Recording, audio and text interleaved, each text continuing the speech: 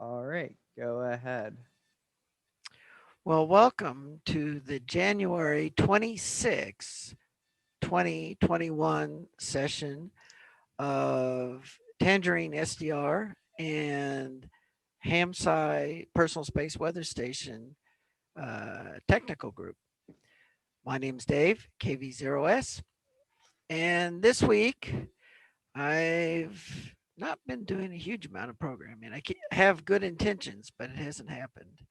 So mostly cleaning up and reorganizing and that kind of stuff. So that's it for me. Next on the list is Nathaniel, W2NAF. Go ahead, Nathaniel.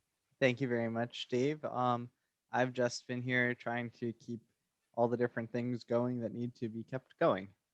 And that's about it. Very good. Back to Nat. Next on the list is Ben Douglas, or do you want to be Benjamin? I should say. That's the way you typed it. Benjamin, go ahead.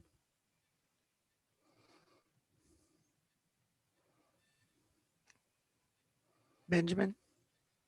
Oh, sorry, I was having trouble with my sound. But did I just come in the middle of the introductions? No, I'm just telling you, we're going around the group of people and calling on each person to see what you have to talk about. Okay. Well, I'm back for the. Was working with John for the timing to get the code to run every second. So we've been working on that. I did a little bit of research, and I've got a few ideas, possibly having to do with running a few threads for each sensor that would run copies of each code. And then I'm also thinking, instead of that, possibly just like a while loop that it'll be just while true, and then a different, basically interrupt code will change it to false to stop it if we ever needed to. But yeah, we're making progress, and yeah. Well, good luck. Thanks. And next on the list, we have Dev. Dev gave a talk this week. Go ahead. Good evening, everyone. Yes, so I gave a talk. I presented the update and early results that we have made so far in my current project. In this week, I continue to debug the code and try to get new images, new figures, new plots, and try to analyze them to see if we can characterize TID parameters out of the observations I have, and if we can get a little more ambitious, we would want to train the data for machine learning to automate the process. So let's see. So there's some learning that I need to do in near future, and I think it's looking good. Very good. Well, and next on the list is Greg, VA3CBN. Go ahead, Greg. Thanks, Dave. Yeah, I just got home from work, haven't had dinner yet, so I'm just gonna listen in and see what you guys talk about. I'm working on a couple of antenna experiments and some CW stuff, but I'm just gonna listen in tonight. Fine business. And next on the list, we have Bill, AB4EJ. Go ahead, Bill. Thanks, Dave. Been pretty busy here doing some further work on antennas, trying to get a vertical working. I'd hope to get that working for the DX competition coming up in March, but I don't think it's going to happen because it requires an transformer to be mounted, and they're back ordered until the end of March. So that's so what are you going to do? Also been working, well, I worked a little bit on a thing I'm developing for the grape so that I can set it up to run a cron job that will push a grape CSV files up to a box account, but it seems that there's okay, it works fine when it sends it to my email account, but when you send it to box, it rejects it. So there's something freaky about something in the header, I think, or maybe the encoding scheme. I have to dig into the hack into that. Also been working on developing the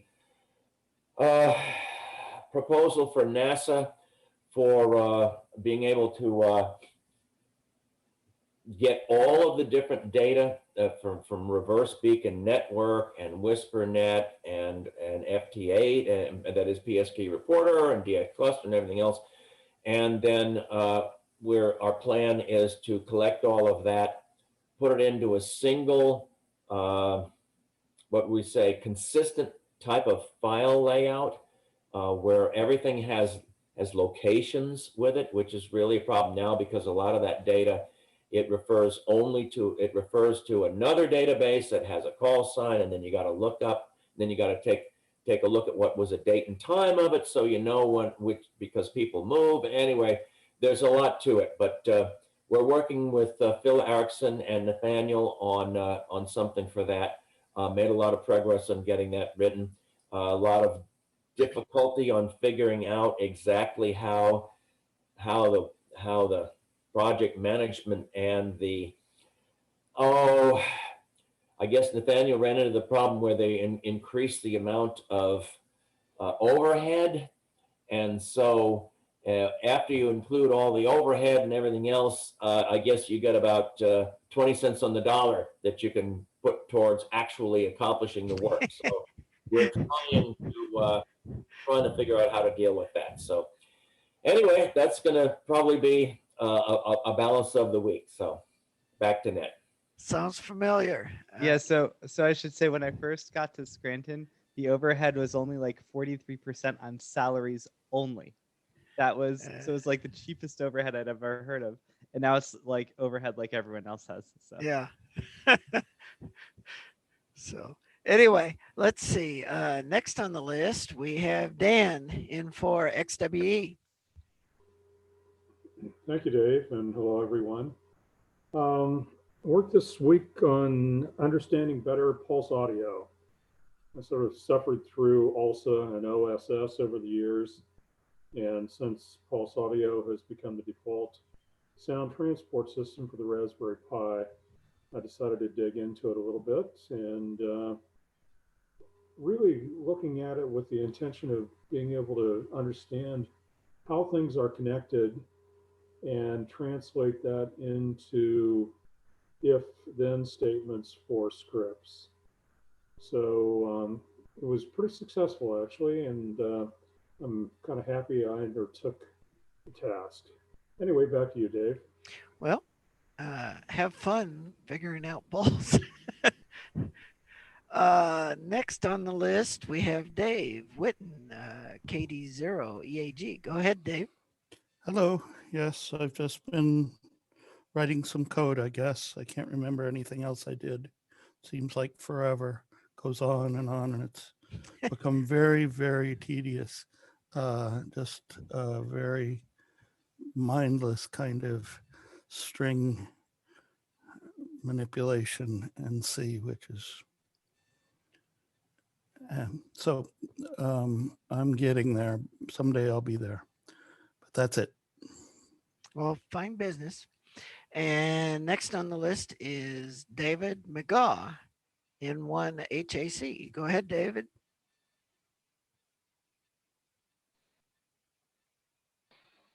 There we go. Now you can hear me. Good evening, everyone. Been working on all sorts of things this week. Radios, magnetometers, and all the above.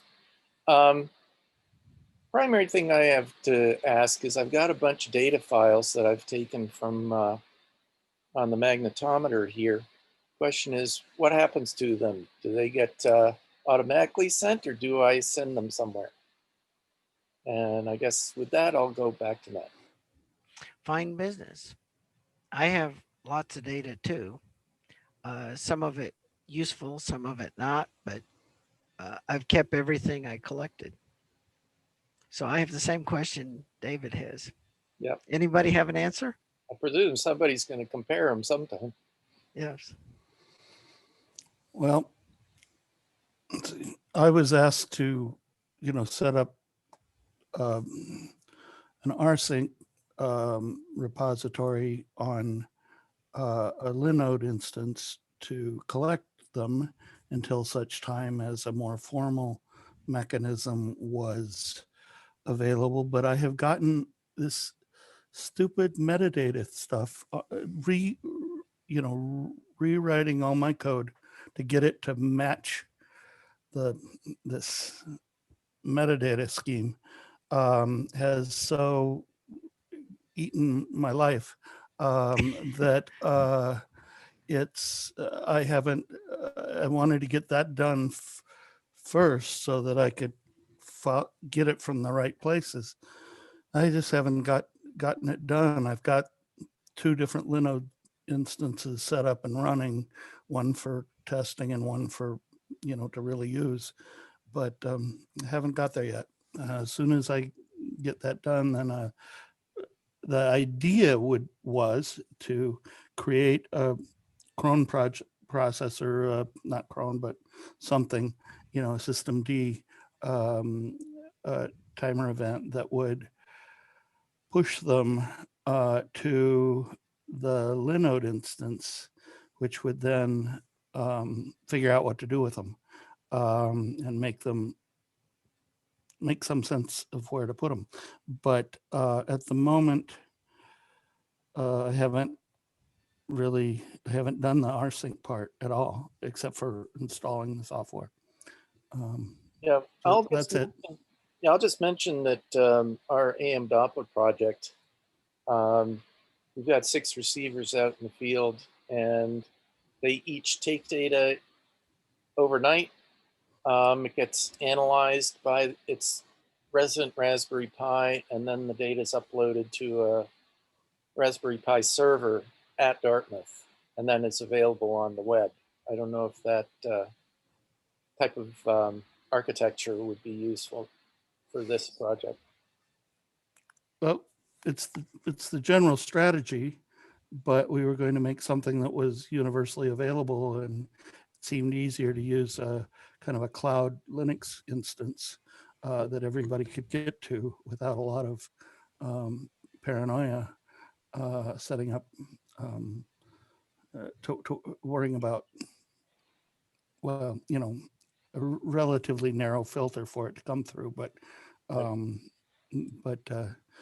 rather than a Raspberry Pi, I'm not sure I want to build a Raspberry Pi big enough to store the data either. That seems like Well, I don't know about the Magday is going to be a lot smaller. Yeah, but than what our AM Doppler is. But well, just wait till you get a couple hundred people collecting it. It's really essentially the same thing. Just, both are run on Linux scripts or Linux servers, whether it's a Raspberry Pi or a Linode or whatever. Yeah, all of our servers are Linux. Yeah. It's the same idea. At this point, there's at least 2 different naming schemes utterly incompatible for the data that's being collected. There's the data that is being collected, and there's the data that will be collected in the reformatted file names and this tree of folders and all this stuff it's really what the grape uses. But until I'm done making the magnetometer software, create the defaults, read the defaults, files, assemble all the headers, do all this stuff, and have time to test it, I can't even begin to address that. Well, I just wanted to seed the conversation. So we are collecting data, and might as well put it somewhere so we can be looking at it. Yeah, we still have quite a few people to call on. So before we go, I just wanted to put that out on the table. And I'm gonna call on Robinette right now because he's been working on these kinds of things, and he's got an excellent piece of software running. And you may have heard about it. Some of you don't remember Rob. It's been a couple of months since he's been here, isn't it? And yes, I think so. But I also wanted to give you a chance to talk because you said you had to leave at some time. Go ahead. Okay. Okay. Thank you. Thank you, Dave. Yeah, I'll be brief. I haven't been around here much because I don't think that a whole lot to contribute, but you know, because at least this was focused on the receiver. But I'm focused on the data collection and in the context of the Whisper data base. And a significant portion of the last few months has been involved in working with WhisperNet, Gary and Corey there, to offload some of the offload as much as possible the data query responses from their server. So we have now excellent copy, almost real-time copy of the WhisperNet database into a database, a timescale database, which is which offers full SQL queries, and there's a Grafana front end and so on. So our website, whisperdemon.org, is a good place to go if you want to visualize the Whisper databases. We have also had some people, as we've mentioned, VK7JJ, who has a Whisper display and query tool, uses our backend. And we're working with Arnie. And if any of you are interested in data analytics for, you know, propagation stuff, you might go over to his site. It's whisper.live. And he knows almost nothing about propagation, but he's an incredibly skilled database programmer with an interest in he finds our databases fascinating. So you might go over to whisper.live and look at his stuff. Again, he's the front end. He's using us as the back end to go queries, but he's got a database engine. We thought we'd found the fastest, you know, SQL, you know, based query engine. You know, we're about you know, 2 orders of magnitude faster than WhisperNet itself. He's found one that's, again, another 2 orders of magnitude faster for this class of course, it's not a general purpose. But you can pretty soon, I think we'll have the whole of the Whisper last 10 years in the database and queryable and SQL queryable and Grafana front-end queryable. So this might be a place if you're looking at what you want to get out of your data that's going to be gathered from the Space Weather Station.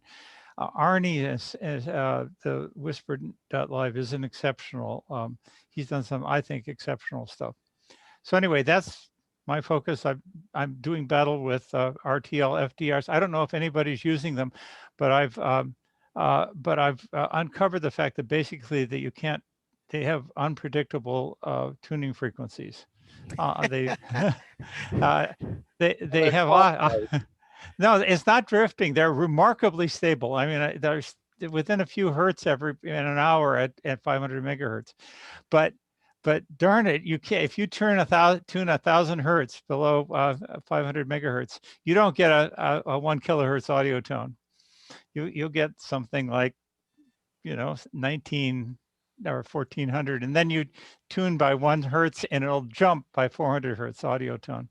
So if anybody knows anything about this, I would love to hear about RTL FDR drivers, but I'm deep into it and it's just not something I was hoping to learn about. Anyway, that's I've noticed that their tuning frequencies are quantized. If somebody can come up with the rationale behind it, it'd be very helpful. Hey, Rob.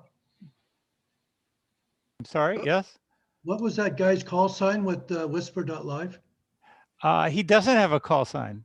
He's not a licensed amateur. He's a German student near Hamburg, and he's I think working with. And there's another fellow, a professor there in Hamburg, who I think he may study with, who was doing background noise studies for the German radio.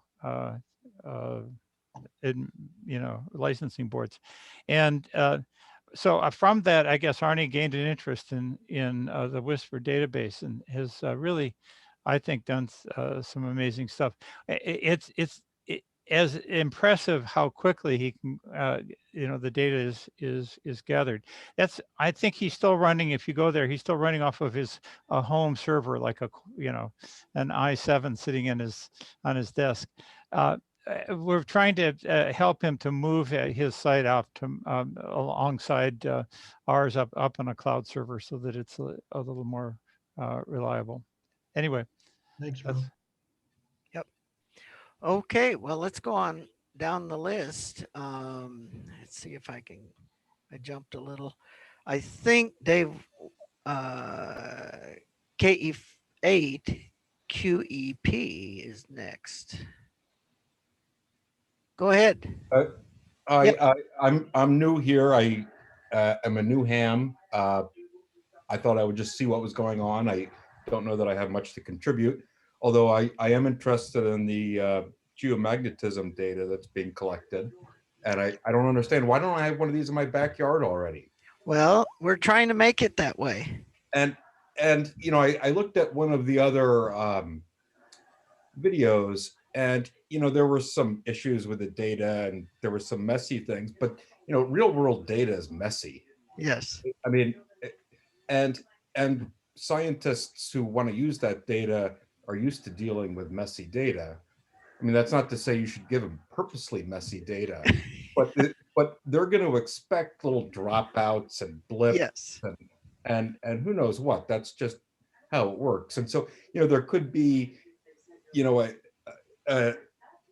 you could get the raw data in one place, and if you really work hard, and you know, you could get the actual raw data. So you have some processed data, some raw data, and give people choice, and that could.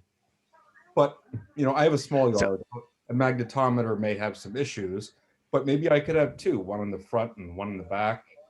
And I'm assuming some of the local issues you could correct with, you know, I've got another ham 5 miles down the road. Yep. So you know, people are good at filtering stuff. Yep.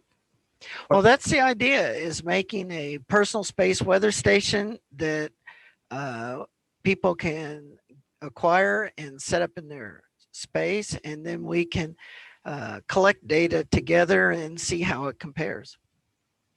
Okay, so back to net, that's all I have. Well, welcome, and if you have an interest, we can always use more help. So anyway, next on the list is, I've already talked to, it'd be Holman. Go ahead, Holman. Hey, good evening. Not much to report from my end, other than we are, Julie and I are trying to come up with the pipe design so I can have 2 more magnetometer operational somewhere. I have 2 extra magnetometers that I received from Scotty, so I'm hoping to get those running somewhere, figuring out after we figure out the design of the sensor package. So otherwise, I don't have any much to report. I'm glad to see a new person today who is interested in magnetometer data. So I'm so glad to see that. Otherwise, yep, that's it from my side. Back to net. Very good. Next on the list would be James. Go ahead, James.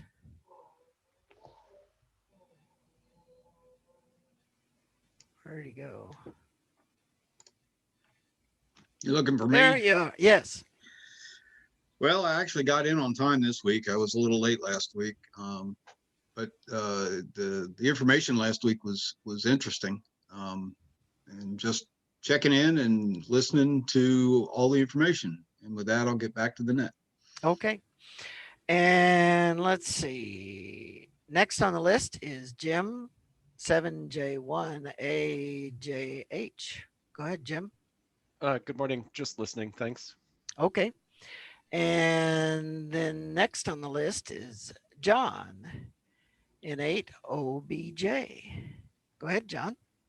Been a busy week. Got 2 more stations up and Grape 1's up and running. I spent Saturday about 2.5 hours with Jay Silver from the AWRL section of Pennsylvania. I got him up and going. And then Sunday afternoon, I spent 2.5 hours with Veronica and got her station going.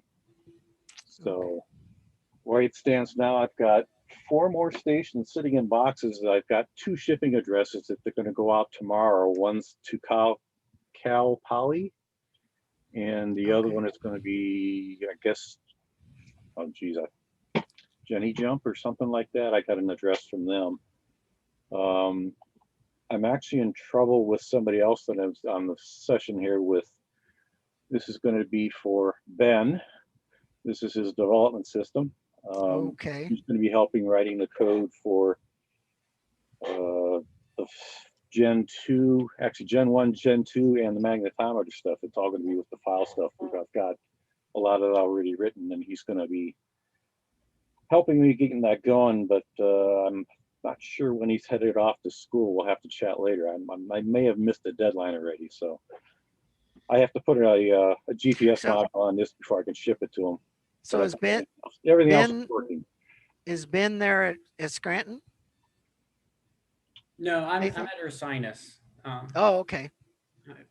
And I'm here now, but I'm still happy to we'll keep working on it.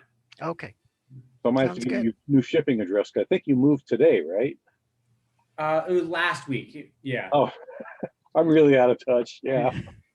We'll get it figured out. Send you the address. Yeah, we'll be in touch. So that's it for me. Okay. Trying to get those out, and I've got what I'm figuring out now with my son who is doing this kind of stuff in microwave. I'm working on a HF version of an LNA, which then goes into a 4-channel distribution amp for the 4 radios. So I'm working on that now, and then that goes into, I've got the 880 picked, gonna lay the board out for that, and then we'll have a 4-channel audio quality up to 768 kilohertz sample rate, simultaneous sample A to D system running off the Pi. Well, that's pretty. But I got to get the pin out to Scotty yet. So, like I said, I got a lot of irons in the fire here. So, back to that. Very good. Next on the list is Jonathan, KC3EEY. Go ahead, Jonathan. Hi, everybody. It's been a pretty busy week for me with work. So I was supposed to have some documentation prepared for Scotty, but I wasn't able to do it in time. But I was reviewing the data sheet for the 6140 ABC, the one that John was talking about, and from it has different clock modes, and apparently the GPIO pin can be used as a master clock input. It just has to be configured. Also, the audio bus can be run in slave mode or master mode. The way that I see it, that it might be better to run it in slave mode, because if there's also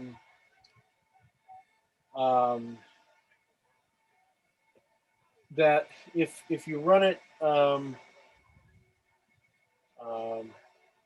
I forget exactly, but it has an onboard PLL, and I don't know how stable that is. So I feel that it's best to use the GPIO pin as master clock, and having it run in slave mode like we were going to do the Cirrus Logic part. Other than that, I don't really have much to report. Back to the net. Fine business. And next on the list is Jules, K2KGJ. Go ahead, Jules. Oh, good evening, folks. Busy week, but not a lot of work on the magnetometer, although I did install 512 gig external SSDs on the 2 Pis that I'm using for data collection, and they're continuing to collect. I had to spend time this week with my son's monitor system for his sugar bush, because he's getting ready to to get all the taps set and start collecting sap. So that was a big time sink this week. Other than that, that's about it from here. I want to acknowledge Homan's and Nathaniel's email regarding the IAGA stuff. Maybe Nathaniel already mentioned that. Back to Net. Fine business. And next on the list, we have Mike, AA8K. Go ahead, Mike. Mike says hi. Next on the list, Scotty, WA2 DFI. Go ahead, Scotty. Well, hello, Dave, and glad to be back here. Not a lot happened this week, although I did get in touch with our CAD guy in preparation for submitting the preliminary bombs for the clock module and the data engine to CAD so we can get the decals made, get a little bit of jump on things. He's got some free time now, so we're going to get personal attention and i.e. faster service. So that's what we like. Take advantage of it when you can get it, right? Right. And so this week I'm planning to work on the, like Jonathan said, the pinout. So I got a meeting tomorrow with John Ackerman on the clock module, see if we can get that all nailed down and get the parts picked, the small bitty teeny parts picked for the clock module so we can make it a reasonable size. And that's about it for here. Sounds good. And next on the list, we have Tom in 5EG. Go ahead, Tom. Oh, good evening, everybody. Glad to have such a big group tonight. Scotty, Bill and I put together a proposal for how to use the data engine to talk to the ASIC and module registers on the various things plugged into the data engine. Did you get a chance to look that over? I took a quick look at it. I haven't really read through it. I want to read through it, but as long as you're following the initial plan that Bill and I worked out long before last Hamcation, right, Bill? I think as far as adding commands is fine. Whatever we want to do is that's the whole purpose of having custom commands for specific hardware. So Okay. I think that's what you're envisioning, right? Is building that custom command within the existing framework. Yeah, we just wondered if you wanted those to go to port 1024 or to some different port. I think you need to open a stream and let the DE tell you what port it's going to listen on. Okay, so you don't want us to piggyback on some other port? Well, 1024 is usually the discovery port. Okay. Yeah, there's a couple of other ports that might make sense as well, like the configuration port or something else. Yeah, and that might be okay. I don't think 1024 is a good idea, but the configuration port would work. Let me take a look at that and see. Do you have it all spelled out in that document? Bill updated the document. I don't know if it's posted yet, but he was working on the changes to it. Okay, maybe you can send it to me, Bill. Let me take a look at it. Yeah. All right, very good. That's about it for this week. Well, we have one last person on the list, Tom Yarnish. You want to make a comment, Tom? I don't see his light changing. So Tom McDermott's not last anymore. We have another Tom. It looks like Tom's just listening. So we're done with the list. We're open for general discussion. So Nathaniel, are you going to talk about that magnetometer? Sure. And maybe Human can say something too. I have to admit it was a little bit of an impulsive send. I basically saw this email come across from my other listserv, and it said that they're creating this working group thing, and they were looking for volunteers. And it struck me that we have a number of people here who seem to be very interested in magnetometer science, and maybe they would like to be a part of something like that. And I think one of the things that and maybe Human can talk about this too, one of the things that we need to kind of be a little sensitive to is that some of these working groups, they're really the professional side of things. So you have the professional researchers, but I do believe that there are people who are sufficiently trained and professional in this group that would, very much be able to bring something to the table to one of these groups and at the same time learn something from it.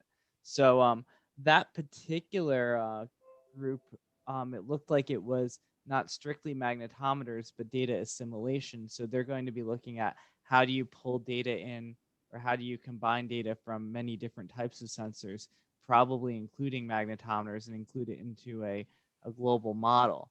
And, that would be I'd say that would be of interest to someone who's interested in the magnetometers as well as, the personal space weather station as a whole. So I guess if someone has the time, the interest, and the correct background, wants to be a part of that, we could probably email Larry Kepko and represent our project on that team. What do you think, Yeoman? Yeah, I think that's a great idea.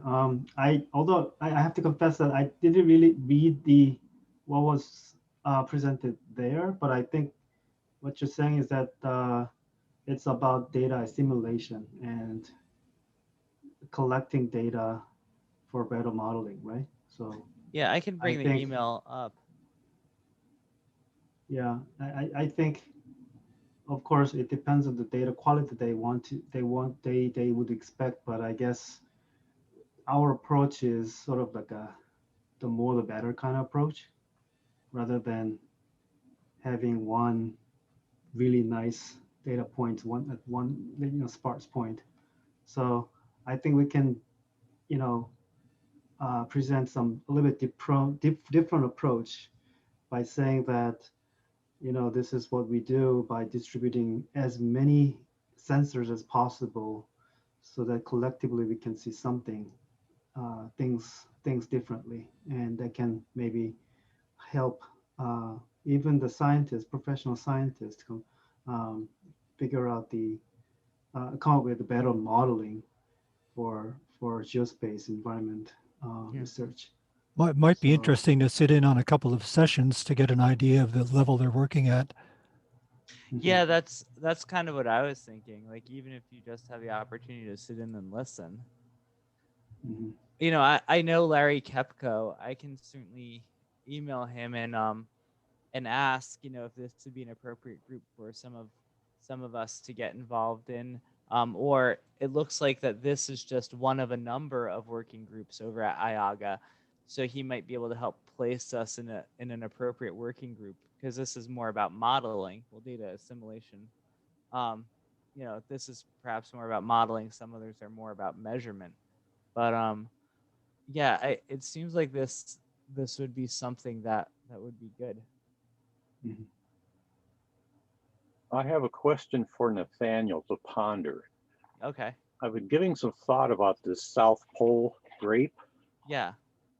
What is the sensitivity going to need to be for us to receive a signal down there? Because the signal path goes as 1/r, if I'm not mistaken. And here in Cleveland, we're at about 1,300 miles. Mm-hmm. And down at South Pole, aren't we talking something closer to 8,000 miles? I can't give you exact numbers, but I can tell you that I sent a red pitaya down there attached to an RF Pro 1B loop antenna, and I was able to record CHU on multiple bands for a number of hours. And I have that data here on disk in digital RF format. Okay. So we could hear that. Okay. So again, the second question then becomes, what do we have for antennas? Is availability of antennas, or do we bring down what we need? So I think we would probably send down. I have two RF Pro 1Bs. Allegedly, I have two RF Pro 1Bs that went down to Antarctica last year. Well, two definitely went down. One came back. So one of them is sitting in my garage, and the other one is somewhere. How does that compare to like a 80-meter off-center fed dipole in terms of sensitivity, reception, and whatnot? I don't have a really good answer for that either. I mean, is it comparable or? I don't have numbers for that. Okay. we'll talk more about that later, but it dawned on me, I'm hoping the receiver is going to be sensitive enough to be able to pick that up. Yeah, yeah. I can tell you that from a logistical standpoint, the RF Pro 1B is nice because it doesn't require a ground plane. Mhm. And at some of the locations in Antarctica, you are on top of like thousands of meters of ice before you actually hit the ground. Right. And so it doesn't require a ground plane, and it requires like minimal support. It's very compact. It's easy to travel. You don't have to worry about how high you get it up necessarily, or stretching out a dipole. So, and it's fairly rugged, so it has a number of nice characteristics that make it friendly for Antarctic deployment. We'll have to talk about this more offline because I don't want to get down there and have a dead radio just because No. it's deaf. Yes, I agree. So I guess for this group, if you're interested in doing some of the IAGA stuff, if you can just send me an email to let me know that you're interested, and then I'll get in touch with Larry Kepko and try to figure out what would be a good way for us to participate in this sort of thing. Yeah, Nathaniel, is this in part to assimilate things like AGO data? This thing? Yeah. I don't know. I mean, I know exactly as much about it as you see on the screen here. Okay. So it says, we are pleased to announce the formation of a new IAGA working group, the Geospace Data Assimilation Working Group, or GeoDog, joint between IAGA Divisions 2 and 3. I don't know what Divisions 2 and 3 are. Do you, David? No, I don't. Okay. It says the broad goal of this working group is to exchange ideas and techniques on how to incorporate sparsely and or unevenly sampled measurements into models of problem we face throughout geospace. So we certainly will have sparsely and unevenly sampled measurements. That is for sure. And one of our issues is, okay, now that we make these measurements, we have to figure out how we make these measurements scientifically useful. And so figuring out how to appropriately get them into models is, one way to do that. So specific goals include provide a forum for groups to highlight modeling capabilities. Oftentimes, disciplines are not aware of the modeling efforts in other disciplines. And we discussed the complexities of data assimilation unique to geospace modeling and what can and cannot be adapted from other disciplines such as atmospheric modeling. Exchange methodologies across geospace disciplines, what works and what doesn't. Assist communication within disciplines to overcome geographic barriers and collaboration. Connect with external groups, with groups external to divisions 2 and 3 to learn about different numerical techniques, particularly state-of-the-art techniques from statistics, mathematics, computer science, and other physical disciplines. Share information on upcoming missions or measurements that could be of value to our data assimilation modeling groups. So right there, this would be great. And actually, Dev, this might actually be a good thing for you to be a part of too, because you're working on the ionosonde measurements and trying to figure out how to fit that in. So if you join this working group, Dev, you can start thinking about how these measurements fit into the bigger picture. Okay. So how do I join them? Join this group? You have to contact Larry Kepko. Okay. And actually, this might be a good thing for you to do. You can contact Larry Kepko and say that you would be interested in joining and representing the Personal Space Weather Station project. And you also have some other volunteers who would be interested in participating as well, including people who are, from the magnetometer part of our project. So we have people from both the radio part of the project and the magnetometer part of the project who are interested in participating. Mhm. So, yeah, maybe Dev, if you could take the lead on this, and include you, Nathaniel. Yeah, I mean, Nathaniel, me, myself, and Yeah. some interested scientist. Yeah. Just let them know. I mean, we all know Larry Kepko, right? So Yeah. Yeah. Yeah. So Larry, okay, let me confirm that I understand it. Okay, so I'll write to Larry Kepko, requesting to join the group. Yeah. This part of the idea, right? Mm-hmm. Okay. Okay.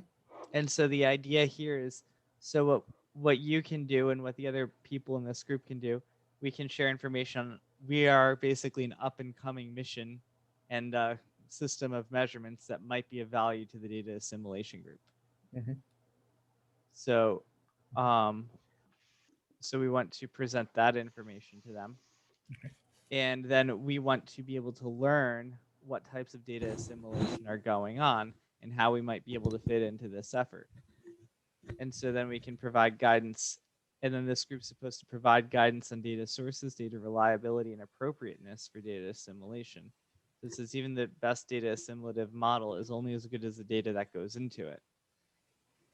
And then we discuss data sources that may be unique to geospace, such as remote sensing, energetic neutral atoms, or auroral imaging. Now, So, what are Nathaniel, do you know what they're modeling? Ionosphere, magnetosphere? you know, I was wondering that, but it. Division 2 is aeronomic phenomena, and Division 3 is magnetospheric phenomena, just of IAGA. Okay. Well, that helps. So that's actually very useful. So magnetospheric is a little farther out from, I think, what the ham radio operators usually think of. But aeronomy is directly what. So what aeronomy is a study of any time you have a plasma being formed by photoionization. So that's exactly what the ionosphere is. So the study of the ionosphere falls under the field of aeronomy. So this in magnetospheric phenomena, that's all the ground magnetometer data falls right into that category. So like this is a slam dunk for of a fit for what we're doing. Well, simply based on the background, Larry Kapko's background, and he's mainly a magnetospheric scientist. I don't know who the second person is. Yeah, I don't know the second person. Claudia Borges. Yeah, I don't know who that person is, German. but I guess we Germany, know that yep. we know that Larry Kapko is very much magnetospheric. So I guess, yeah. But yeah, I mean, I think, you know, he doesn't use any words here that very strongly say it's magnetospheric or aeronomy. Like it's not overly magnetospheric here, although energetic neutral atoms, that's definitely a magnetospheric word. And Well, it is mentioning both divisions 2 and 3, so it looks like the ionosphere out through the magnetosphere and how they couple. Yeah. I think this looks like a really nice group for us to get involved with, because I think this would give you know, us a good way of interacting with more of the professional scientists to actually know what's going on and have them interact with us. Yep. Agree. Yeah. And we may throw off their premise right here and not be as sparse as they're expecting. Well, that would be nice, right? we may have some pretty dense data. Yeah, that would be ultimately the goal, right? Well, I mean, aside from this, this is completely my naive idea. But basically, this might be something that computer science would be very excited about. I think at some point, once things are installed, not only just magnetometers, but overall HF systems as well. I guess once things are installed, I think we have to think about how to improve the data quality collectively using. I'm just throwing ideas. So because I'm not really a computer scientist, I'm not really a expert in any of these, but that I'm going to talk about, like machine learning, artificial intelligence, or neural networking, whatever.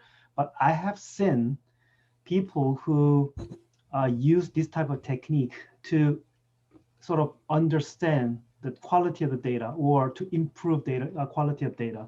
For example, I've seen a person who has CubeSat project where bunch of magnetometers are installed around the CubeSat to train to train the machine learning technique to understand the magnetic field noise around the CubeSat to improve the data quality. So I think we can maybe sort of use the same kind of technique or similar kind of technique to understand the source of the noise or understand the abnormality of the data source to improve the data quality.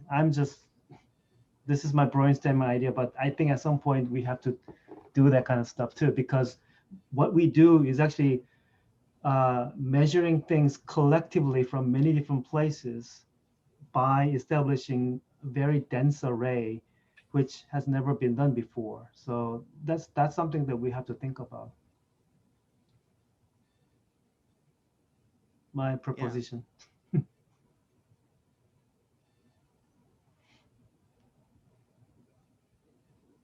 I agree with that. Well, like simply, for example, like magnetometer system on a satellite, for example, like on a boom, they have a sensor on a boom, but they also install a secondary, or I don't know, like maybe secondary sensor, identical sensor somewhere in the middle of the boom, so that they try to minimize the noise source coming from the satellite chassis. So, similar kind of technique to maybe understand or improve the data quality. For example, like my backyard and their backyard and my neighborhood backyard, and then compare them together using some kind of fancy technique. Well, we're just thinking. Just an idea. Based on your comment just now on arrays, this might also argue for having even a local installation of 3 or 4 that you then can analyze for local noise sources, possibly. Right, right. And that part of it can be implemented into their activity, their effort, like data assimilation. Before data assimilation, how do we, improve, guarantee the data quality to be used for their modeling input? So that kind of stuff. I mean, this may sound very ambitious, but just like what Jules mentioned, maybe just by comparing neighboring sensors, we can maybe track down the source noise source to at least improve the data quality a little bit.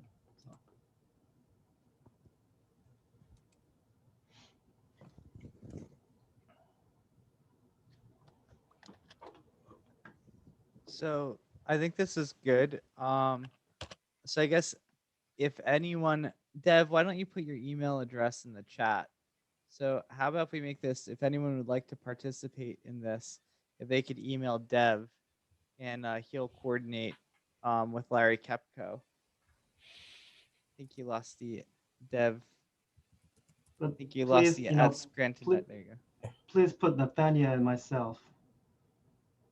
I think at least 3 of us should, let him know that, right? Yeah, I would like to be involved too, Dev. So yeah. And Hyomin. Okay, so I should CC both of you if yes. And where is this email? Like this came in CDR email digest? I have not received it. I'm checking for it and I did not. Yeah, I just got it from the CDR email list. So maybe it is delayed to come to my place. I don't know. I don't know. I mean, if you usually get CDR email, you should be able to get this. I get CDR email digest. This is not CDR email digest, right? This is something else. Oh, maybe you get it tomorrow then. Okay. Because CDR email digest gives you all of the emails that happened in the last day. So I just got this email about an hour ago. Okay. So you'll probably see this tomorrow. Okay, because this email bounces. I have not seen this address. Okay. Yeah. Well, Larry's email is at the bottom. Okay. I'll forward this to you, Dev. Yeah. That will be helpful. Yeah. There you go. Thank you. You're welcome. Well, I will stop sharing now and we'll let the general discussion continue. We can keep talking about data collection for magnetometers, because I know we were talking about that before, but then we kind of switched back to the regular discussion or to the opening talk. Nathaniel, IAGA has their Division 3. Let's see, there's VER Sim working group. And it looks like that they focus on VLF and ELF. Remote sensing of the ionosphere and magnetosphere. I'm not sure what exactly they do, but would this be something that I should get involved in? Yeah, why don't you take a look at that, and you can see if you can, feel free to send them an email, and yeah, definitely. And you can drop my name in the project too, so if that helps to give it a little more legitimacy. Okay. Yeah, I think that'd be great. All right.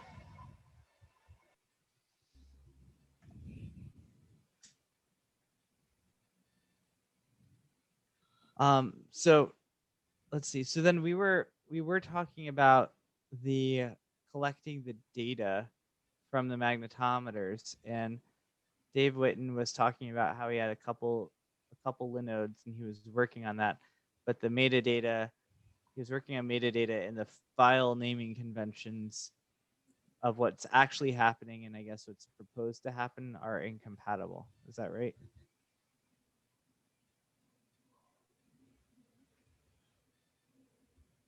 I had changed the spec for them and added what they were looking for, so I thought I had solved that, but It's just that the whole approach to doing this is, I should have started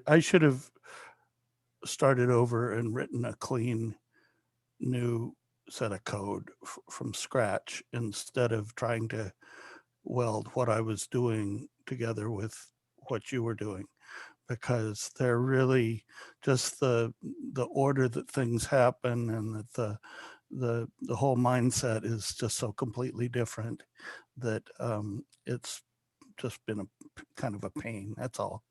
well, I'm hoping that within a month or so, if I get some traction with Ben, we'll have a C module that should be able to be collecting that stuff in the correct format. Well, in that case, I will drop this. I've just been working on it for about a month, and yeah, I mean, I can just throw all this away.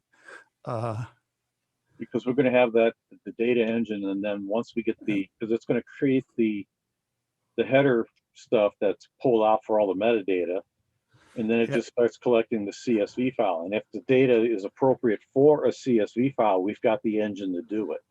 Okay. They've already written it, and Benjamin's going to reformat it and make it a standalone instead of a module. And it's just a stepping stone, but it should be pretty straightforward. I don't expect too much of a problem to be able to put the magnetometer versus the radio information into it, because it's just one line in a file print statement that writes the data per second, and then you just populate the variables. So, well, one thing to keep in mind here is that the way we collect data for a magnetometer connected to a grape will probably be completely different from the way we connect magnetometer data when it's connected to a tangerine. So.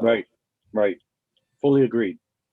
I think the important thing right now is, kind of to have a quick and dirty approach of getting all the magnetometer data.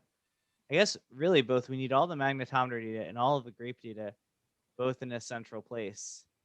And even if it's just quick and dirty, because well, right now all of the grape data for the RF stuff is up in the box account. I've got 2.5 years of 5 megahertz and for case, right? Yeah, but not for anywhere else. Actually, we've set up.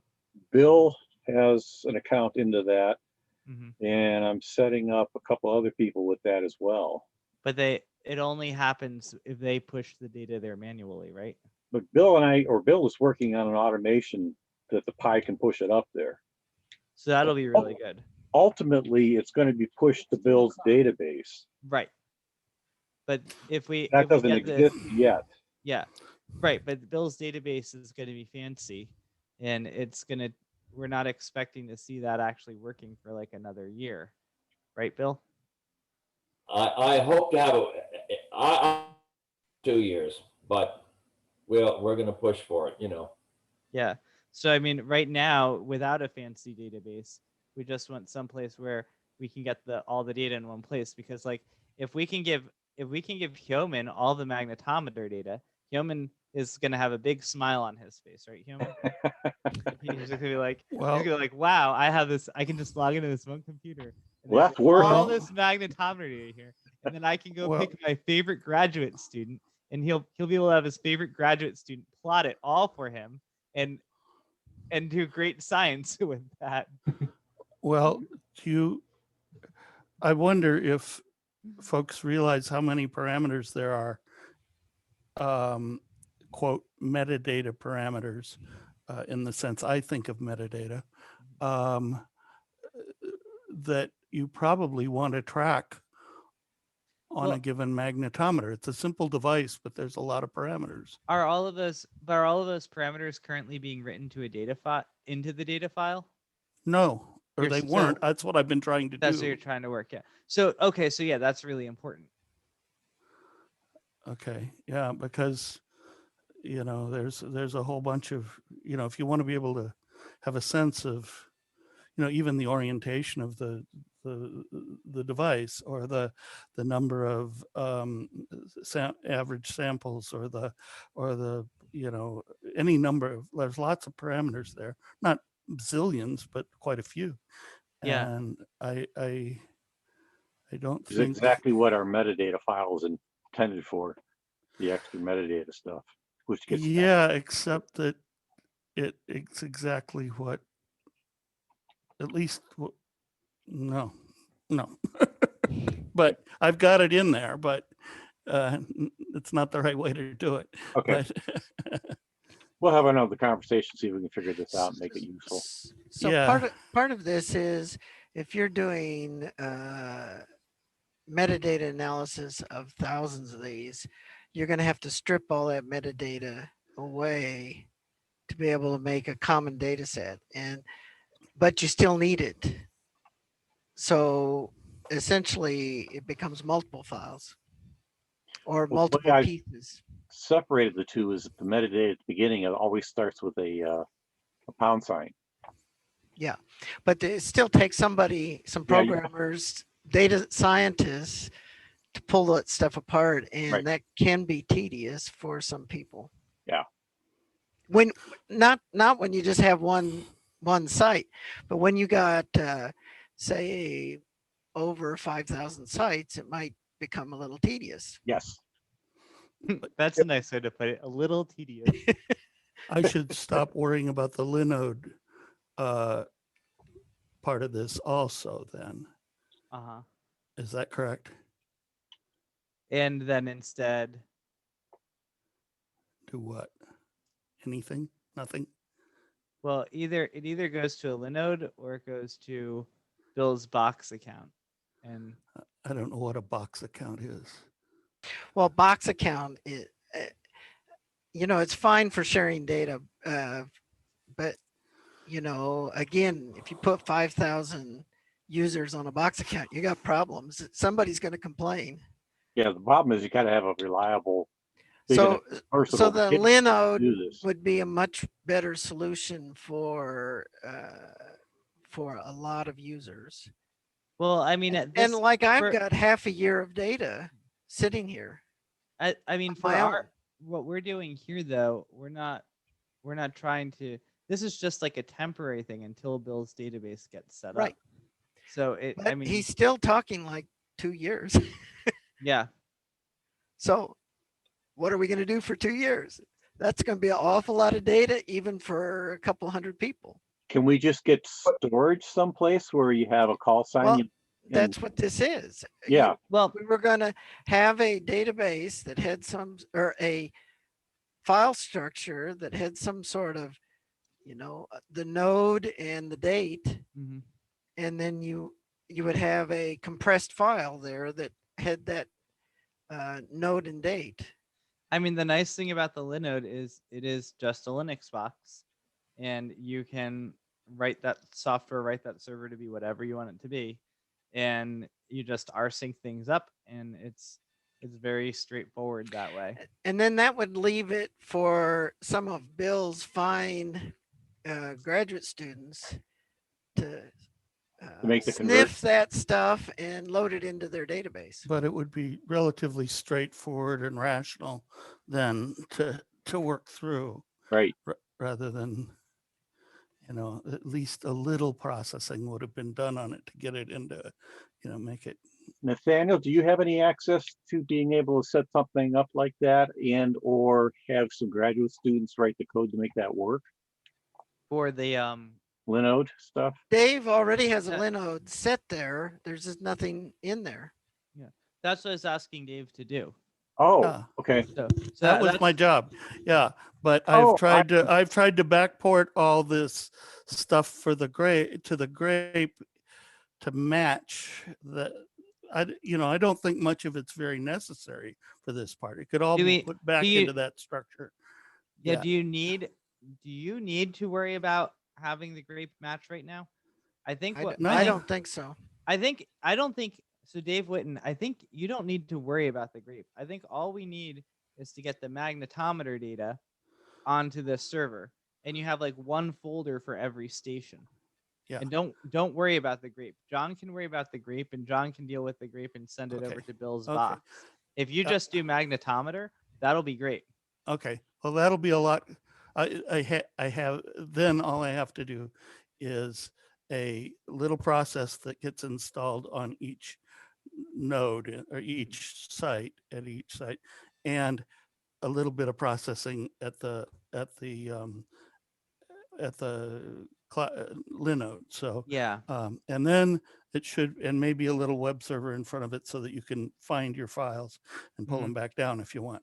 Yeah, I think that'll be fine. There's absolutely, I mean, it's Bill's job and his graduate students. Their job is to figure out how to integrate grapes and tangerines and oranges and what pears, whatever. They have well, it just seemed, at the point, and naively, it seemed like, it might be wise to go ahead and try to make them as much alike from the beginning as possible. But it would that be has nice proved to be a bigger nightmare than I had imagined.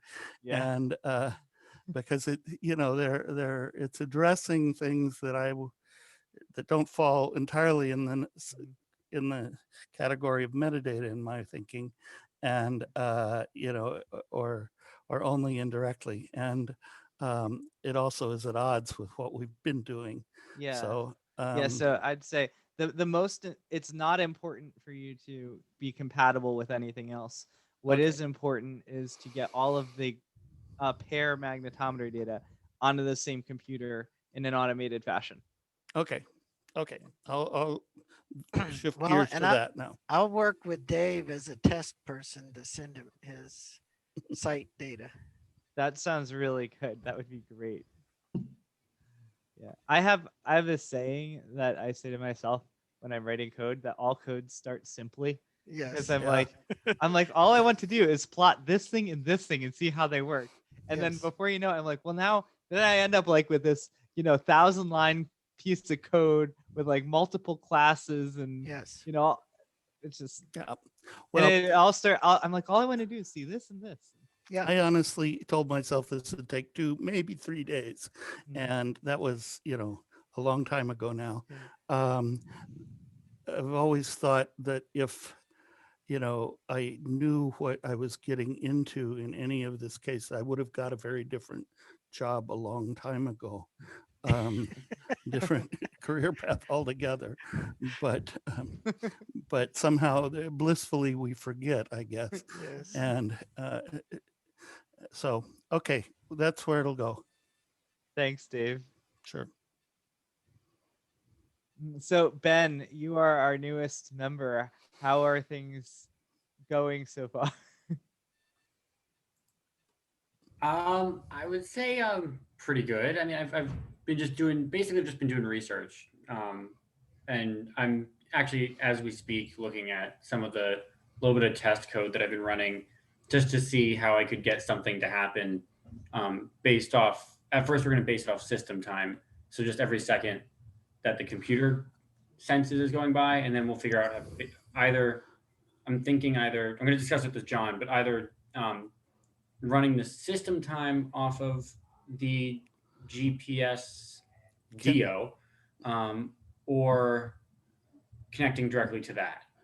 Can I make a comment? Because I've thought about this and done a good bit of it. Yeah, The code I currently have in C just does a Linux usleep call, and it works well enough. For nobody had ever really specified how precise the time sampling really needed to be. But looking at it, we started to realize that there was quite a bit of jitter in the time, meaning that the time between two samples wasn't uniform.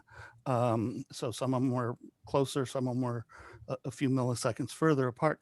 And Jules found a Python module that seems to do a very good job of, and I'm not exactly sure how, of syncing them better than I'm doing anyway. So I started to look into it, and it almost looks like using the Linux systemd timers. The standard clock, the sleep and you sleep and some of the others that calls are preemptible by other processes running on the system. And the systemd timers may be an approach, which are normally something you set up for very different kinds of purposes, but I think they can be set from inside code with system calls. And if so, one thing is to set them up as deadline timers so that they say, what are called deadline timers. I can find some more information about it, but for you, but instead of timing the beginning of something, time the end of a period and trigger them. I'm not sure if I'm making sense on that, but anyway, there are methods to get more precise time than I'm doing. And though the general consensus has been it's good enough for the moment, but there's a lot of interesting stuff, particularly in that book about Raspberry Pi 4s about system IoT systems. I can't remember. I posted it up. It was posted last week, I believe. Yeah. Yeah. And that one of those books talks a lot about the vagaries, the difficulties you can run into. But there's lots of interesting stuff. But choosing the right method may be tricky. The other approach would be to take apart the Python library that Jules has been and see what it is they're doing in there and try to rewrite that in C++, because ultimately that calls down to C and or C++. And I can't think what the name of that library is. Jules, are you out there? Yeah. APS scheduler or APS scheduler. Yeah. Yeah, the approach that I'm taking is for the magnetometer, you're doing it once a second, but for the A to D sampling, I'm going to be running at 8 kilohertz. So my sample jitter is much more sensitive. So what I'm doing is doing a hardware generation of the signal and giving it access into the code through the GPIO pins.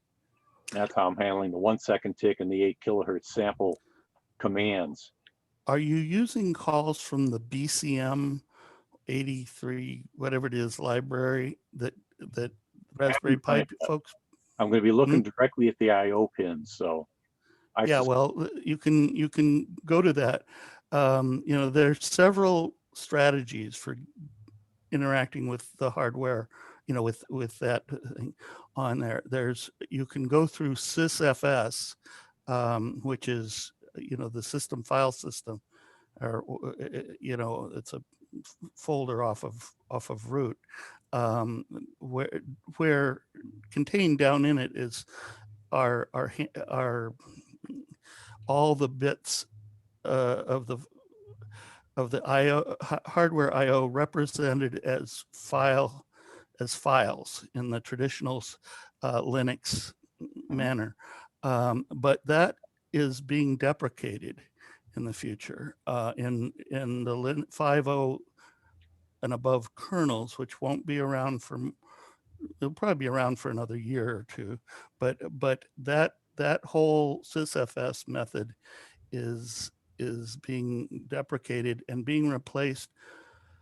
Those books, again, like I was saying, those books tell you all about this, about what the appropriate things for GPIO, for 80. I think I didn't quite get around to reading the attendees, but for I2C and SPI, the best strategy, as long as you're just on a Raspberry Pi, is to use the BCM 8365 library, which is a direct hardware, but it is utterly specific to a Raspberry Pi, and absolutely cannot be used with an Odroid of any kind or any other Raspberry type device, and there are not ports that are useful. So if there's supposedly a standardized way. It's probably not as efficient as that library, but it's better than Sysfs in some way. Right. But I'm not real knowledgeable about it at this point. Yeah. I'm using Sysfs for almost everything I've been doing, because Sysfs with some IOCTL calls for I2C, because I was doing it for both the Odroid and the Raspberry Pi, and I was not needing a lot of speed, you know, of course, but you might need better than that. And I know really suggest. I know TPIO pin 4 is special on the Raspberry Pi for timing.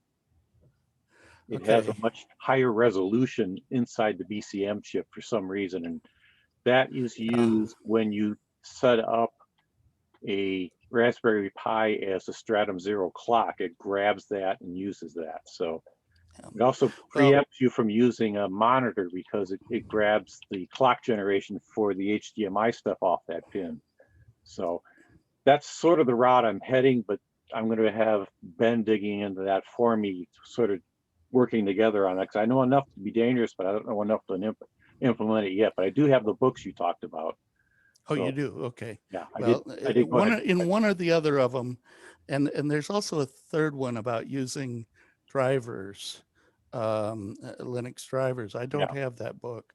I don't know if it's actually been printed yet, but coming from the embedded world, I'm very well aware of OS overheads causing jitter on problems, which is why I've always solved my timing problems in hardware. Yeah. Well, and they are very, but the Broadcom, you know, the Raspberry Pi family chips are very, you know, have a lot of quirks, as all of these do. Yeah. But it's a trade-off between compatibility and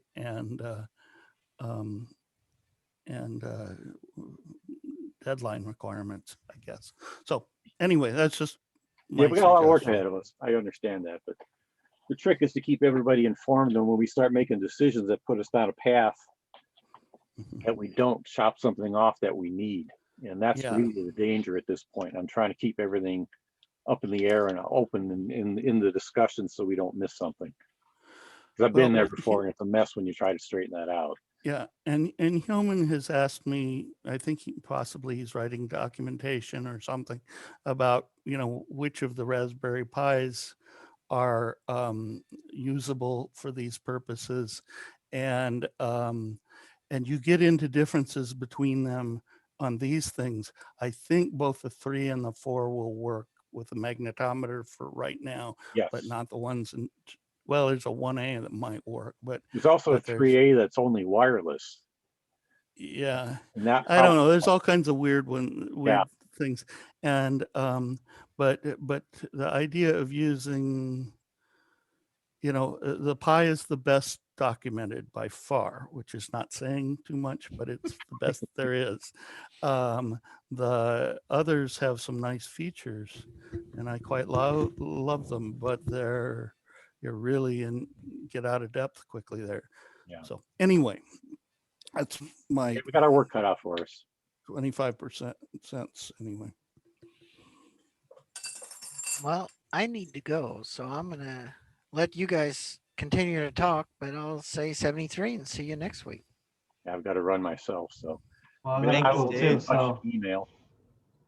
Yeah, why don't we call it here? This has been a really good meeting, though, and I'm kind of excited about seeing some of us get involved in IAGA, and thanks. And I guess hopefully by next week I can start contacting the different like project heads to come up with abstracts for the HAMSI workshop so we can get those submitted and build out our program. Again, it should be very similar to last year, but hopefully with new information. I got a question. Yes. Yeah, before you guys leave, I'm gonna put this question out to all of you. If anybody's familiar, well, you guys are, with a red Pataya, I want to use it as an RBN receiver. Mm-hmm. So my contact data is up on QRZ. If you contact me offline and kind of get me directed in the right directions. I think we actually, if it's still kept up, there's actually a link that recommends how to do it on the HAMSI website, believe it or not. Okay. N6TV used to keep. Let me get that link for you really quickly. I'll put that link in the chat. Just give me a minute to find it. Okay. Yeah. Receiver. I was talking. W skimmer. Yeah.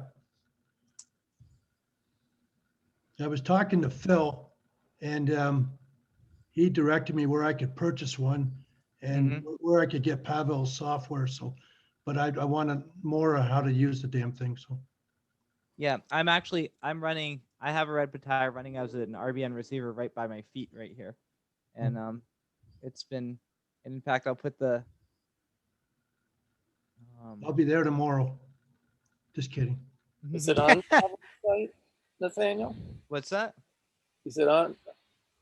No, if you search for my call sign under the DE column on that link, so just put call sign W2NAF in the DE column, you'll see the RBN spots that my red Pataya is setting out. So like here you can. Oh, yeah. I know that's a bit off topic from your weather station, but I just thought I'd ask that. It's actually not that off topic because we actually I look at this data as part of the Space Weather Station project. So it's actually quite relevant. Kind of an ignorant question. If you're going to run CW skimmer on a red Pataya, do you have to purchase a license? Yes. I was able to get the author of that software gave me a license while I was at Virginia Tech and NJIT for use with the universities. So so normally, yes, you do have to have a license to run that. Just making sure. Yeah. One more quick question. Yeah. Phil suggested buy an older model because the bugs are all worked out. What do you think of that? I don't know. I only have an older model because I bought mine about 4 or 5 years ago. So I have the red Pataya 125-14, I think. Yeah, that's the original. Yeah, I have the same one, and I don't know why you would need anything more sophisticated than that just to do RNA collection. And that's what Phil said, exactly what Bill just said. Okay, this has not, these instructions have not been updated since 2017. But they are, there's a chat window here. I'm gonna stop.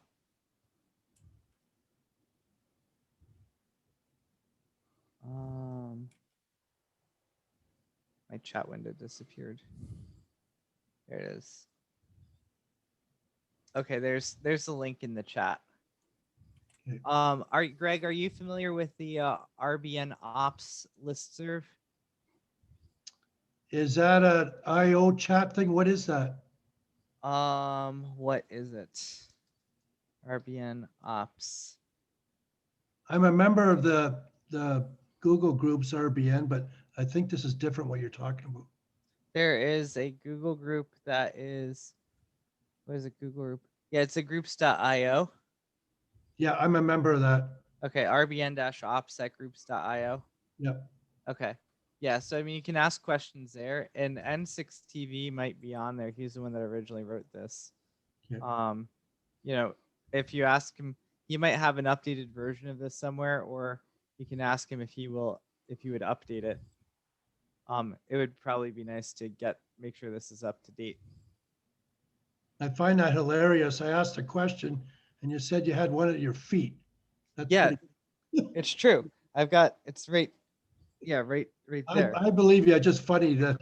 That's pretty cool. Here, I can show you guys where I think this will work. He has to keep it down by his feet because that's how you reboot it. That's how I keep myself warm. Let's see. I don't know if this is gonna. There.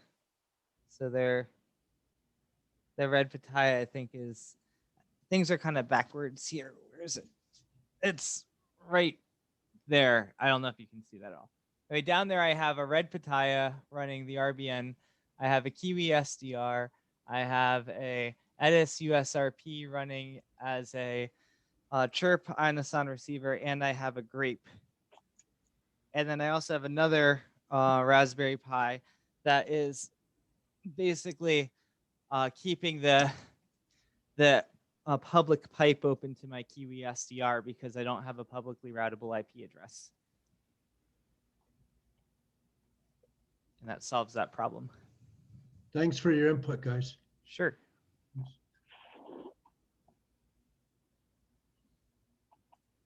I guess that's, does anyone else want to stay on, or should I close out this session here? I got to run myself. So 7-3s, everyone. Yeah, if you could leave it on, Nathaniel.